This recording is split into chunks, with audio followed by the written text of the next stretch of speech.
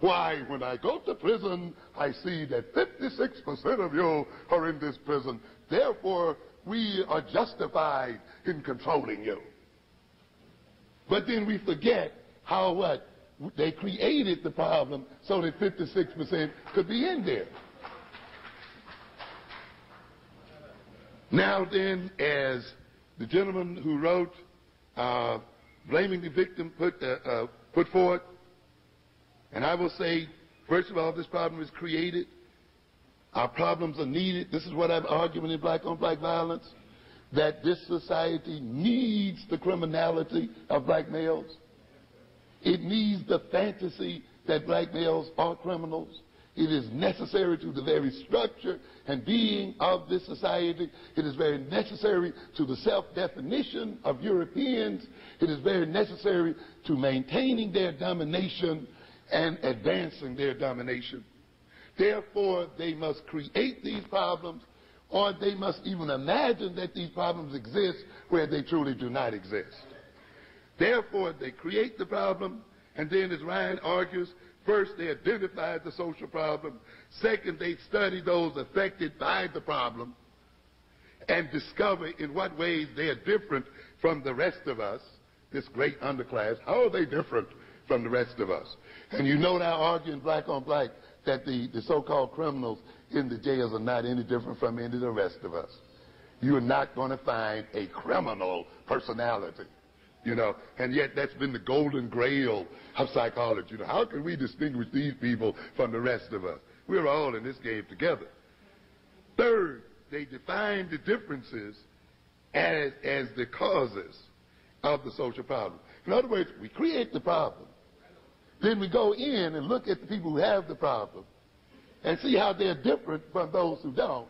And then we say, oh, their differences is the reason why they have the problem. You see? So they're going to create these brain dysfunctions, then go in and find the brain dysfunction, and then say the brain dysfunction is the cause of the problem. Now let's medicate.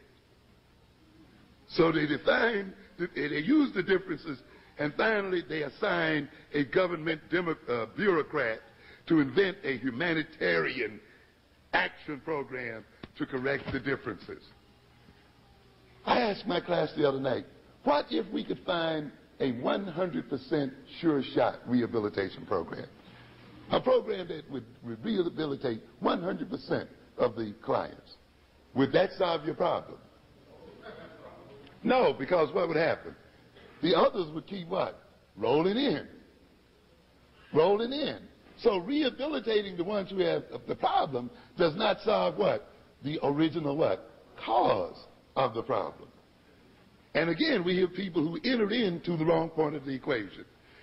Let me get here then and say, these controversies such as the one we are dealing with now, they speak to the need for domination to justify and maintain itself. Howard Zinn stated, the establishment, whatever rewards it gives us, will also, if necessary, to maintain its control, kill us. Hear that, black bourgeoisie. A part of your being promoted in American society is to maintain control of the black community.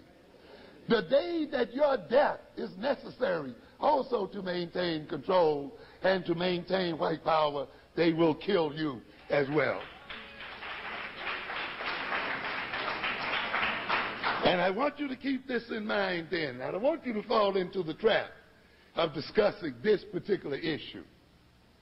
We fall into a trap by concentrating on the scientific and methodological details. You know, well, there's no genes. When you find it, forget all that nonsense. And get caught up in personalities. Well, Goodwin is an evil guy. You know, Louis Sullivan is a... Screw all of that. It's the same kind of thing you have with Columbus. If Columbus had not discovered America, some other European would have. Even if you could step back into history and kill Columbus, you'd still be in the same shape you are right now. Because what is the essential problem here? Columbus didn't build the ships. Columbus didn't build the technology. It was European technology, political and economic organization that made it possible for Columbus to come over here. And it was European technology, organization, intentionality that made it possible for them to overrun the Indian nations. What you have here then were two different cultures and two different technologies and two different ways of thinking facing each other, and one ran over the other. Not Columbus. I want you to get out of the personality issue and deal with the deep issue. You are facing a society and a culture.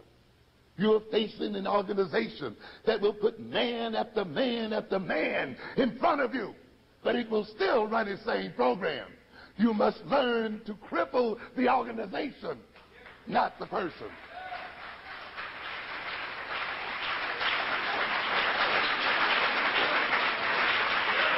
This is an old argument. It's the same kind of old game that went on with the genetic basis of intelligence. Just the same old game refried. What do we have here? Let's look at the deeper issue. And the deeper issue involves the need to justify domination, social control, and to obscure the very real way deficiencies are created by power relations. Quick question here. Why are whites obsessively concerned with the intelligence of black folk? This is the thing you must ask first before you get into whether it's environment or genes. Ask the major question. Why are you interested? What's the point? Huh? Why is it so what? Important for you to know. What are you going to do with the knowledge? This is the issue. What would be the result if it was definitely and irrefutably established that blacks are innately less intelligent than whites? Let's ask that question. Let's ask another one. Or we found irrefutably that we were more intelligent than whites. What would be the results?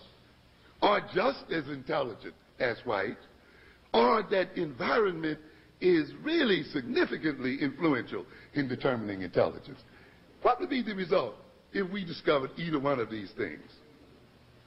What would be the result if we proved that blacks were genetically more docile than white folk? The end result would what? Be the same. Would be the same. Nothing is going to change. Why? The findings, whatever their nature, will be used to justify and rationalize the social control of black people by white people. In other words, ladies and gentlemen, if they proved that we were innately less intelligent than they would justify domination, wouldn't it? We are more intelligent, therefore we have a right to rule over you. But then if you prove to them in your great work that you are more intelligent than they are, well, these people are more intelligent than we are. We should suppress them while we can, because if we let them loose, they will take over. So the repression would still take place, and it would still be argued. Well, they are as intelligent as we are, and that means one day they may compete with us, so let's still what? Repress them. Oh, you mean the environment is truly significant in intelligence. So what would the result be then? Let us control what? The environment to control their intelligence. In other words, ladies and gentlemen, the final come down of it all, no matter how you refute these people, no matter how much detail you roll out one way or the other, they will always be used to do what? Justify repression and oppression. That is the issue, not making fine-pointed arguments as to whether IQ tests are culturally based or genetically based or this so-called initiative here. It's pointless. What we have going here is an attempt by people who are dominating us to create new rules and means by which they justify their domination and repression. That's all that's going on here. Screw whatever excuse they rolled up in time.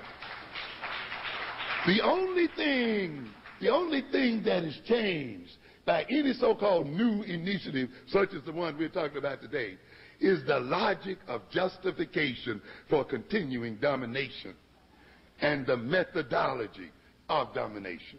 That's the only thing that's changed.